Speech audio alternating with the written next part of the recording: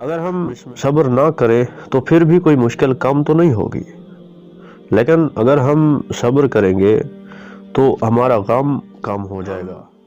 अगर किसी को हौसला दिला दें तो ये भी उसकी एक किस्म की मदद होगी। बिस्मिल्लाहिर्रहमानिर्रहीम। जवार हुसैन यूट्यूब चैनल के नाजरीन, अस्सलाम वालेकुम। अपना मोटिवेशनल की 7वीं किस्त के साथ मैं आज हाजिर हूँ। इस वीडियो में भी पिछली वीडियोस की तरह मैं आपके लिए कुछ नया लेकर हाजिर हुआ हूँ। तो मैं उम्मीद करता हूँ कि आप मेरी इस वीडियो को मुकम्मल देखेंगे। खुश अखलाक शख्स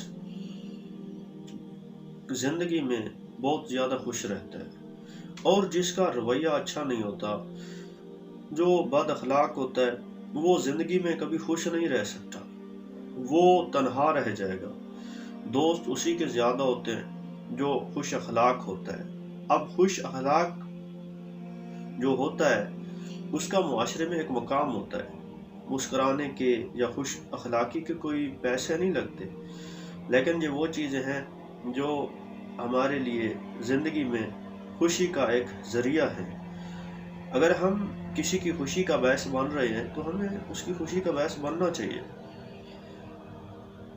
रवैया जो होता है ये हमारी पहचान होता है। अगर हम खुश अखलाक नहीं हैं तो इस बात का मतलब है कि हम अच्छे इंसान नहीं हैं। और अगर हम दूसरों के साथ अच्छे तरीक़े से पेश आएँ, खुश अखलाकी का मुज़ाहरा करें, तो ये चीज़ एक बहुत अच्छी चीज़ साबित होती है। इससे रिश्ते भी बरकरार रहते हैं, दोस्तों में भी इजाफ़ा होता है और नेमतों में भी इजाफ़ा होता है।